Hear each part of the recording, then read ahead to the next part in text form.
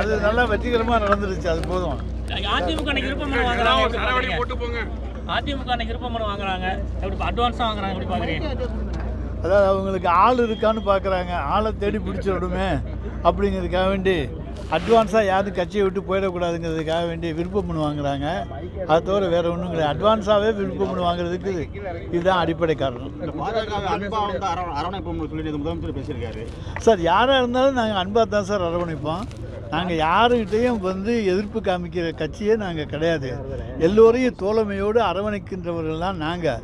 கொள்கை மாறுபாடுகள் தான் ஏற்படுகின்றனவே தவிர வேறு எந்த விதத்திலையும் நாங்கள் யாரையுமே போய் குஸ்தி போடுறவங்க கிடையாது. சார் ஒருவேளை பாஜக உங்களோட அன்போடு நடந்து கொண்டால் மீண்டும் கூட்டணி கொண்டாட வாய்ப்பு உண்டா? சார் அது கொள்கை கூட்டணி சார். அது வேறு இது வேறு. எங்களுடைய திராவிட மாடல் ஆட்சியை ஏற்றுக்கொண்டால் யாரோடும் நாங்கள் இணைந்து பணியாற்ற தயாராக இருக்கிறோம். நேற்று கூட்டத்தில் தம்பி வா தலைமை இருக்கவாலாம் பேசியிருக்கீங்க. இப்போ உதயநிதிக்கு அவ்வளோ முக்கியத்துவம் கொடுக்குறீங்களா? ஏன் சார், தலைவருக்கு அடுத்ததாக இளந்தலைவர். அதனால் இந்த எங்களுடைய இயக்கத்தினுடைய அத்தனை 2 கோடி தொண்டர்கள் 2.5 கோடி தொண்டர்கள் இன்றைக்கு சேர்த்துருக்கிறோம். அத்தனை பேரும் முழு மனதாக உதயநிதி ஸ்டாலின் இந்த இயக்கத்துக்கு வலுவூட்டக்கூடியவர் என்கின்ற நம்பிக்கையோடு இருக்கிறார்கள். எனவே அவரை தலைமையாக ஏற்றுக்கொள்வதில் எந்த தவறும் கிடையாது. தலைவர், அதற்கு அடுத்த தலைவர் இளந்தலைவர். தொடர்ந்து நம்ம பல்வேறு மீட்டிங்கில் இளைஞரணி கூட்டம் ஆரம்பிச்சு அத்தனை மீட்டிங் போடுறோம். இப்போ இளைஞரணி கூட்டத்தை விஜய் வந்தால் ஒரு காரணத்துக்காகவே இல்லைங்க, நாங்கள் சேலத்தில் 15 லட்சம் பேரை வச்சு ஒரு மிகப்பெரிய ஒரு இளைஞரணி மாநாட்டை, கின்னஸ் சாதனை மாநாட்டை நடத்தி இருக்கிறோம்.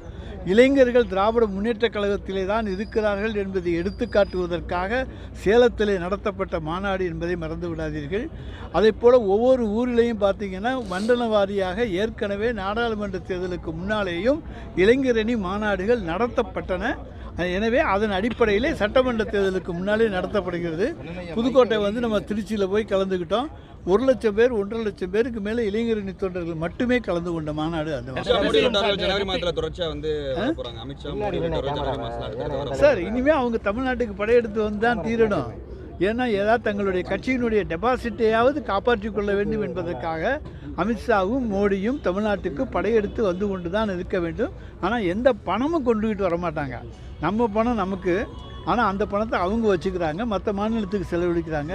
நம்மளுடைய பணத்தை மற்ற மாநிலங்களுக்கு செலவு செய்வதற்காக வருகின்றவர்கள் தான் அவர்கள் தவிர இங்கே நமக்காக எந்த பணத்தையும் அவர்கள் தருவதில்லை. சார் பீகார் வேறு, தமிழ்நாடு வேறு. தமிழ்நாட்டிலே வேறு எந்த இயக்கமும் காலூன்ற முடியாது. இது திராவிட இயக்கத்தினுடைய வரலாற்று மிக்க பூமி.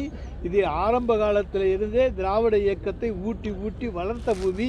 இங்கே இருக்கக்கூடிய தமிழ் மக்களை ஏமாற்ற முடியாது. ஆன்மீக அரசியலை சொல்லியெல்லாம் இங்கே ஏமாற்ற முடியாது.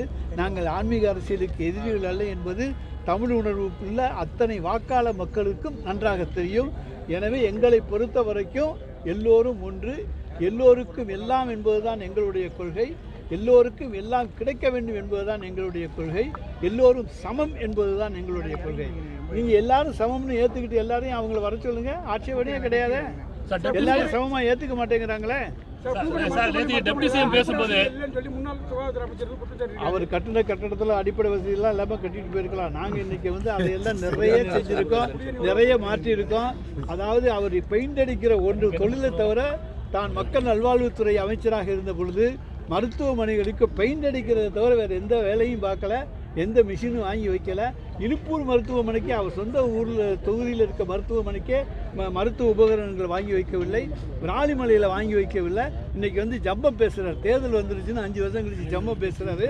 நாங்கள் அதை ஒவ்வொரு ஊரிலும் போய் அந்த ஆண்டிலேயே நிரூபித்திருக்கிறோம். மக்கள் நல்வாழ்வுத்துறை அமைச்சராக இருந்தவர் தன்னுடைய தொகுதியிலேயே எதுவும் செய்யாதவர் மற்ற ஒரு தொகுதிக்கு எப்படி செய்ய போகிறாரு, செஞ்சிருப்பார் அப்படி என்பதெல்லாம் சொல்லியிருக்கிறோம்.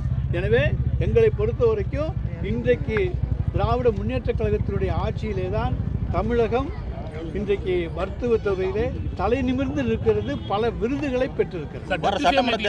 எதிரிகளையும் உதிரிகளையும் கவலைப்பட வேணாம்னு சொல்றாரு. எதிரியை யார் சொல்றாரு, உதிரி யார் சொல்றாரு? எதிரி உதிரி எல்லாம் அவங்க தான்.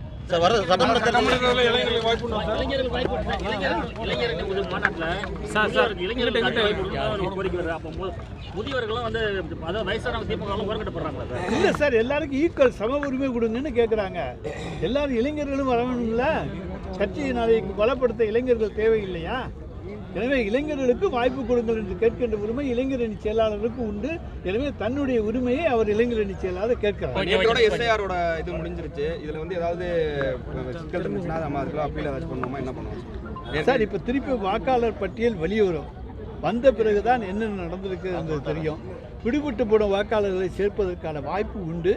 எனவே திராவிட முன்னேற்றக் கழகம் என்றைக்குமே களப்பணியிலே முதல் இடத்தில் இருக்கும். ஒரு வாக்காளர் விடாமல், அவர் அதிமுகவா பாஜகவா அதை பற்றியெல்லாம் கவலைப்பட மாட்டோம். எல்லா வாக்காளர்களையும் சேர்க்கிற கட்சி தான் திராவிட முன்னேற்றக் கழகம். ஓகே.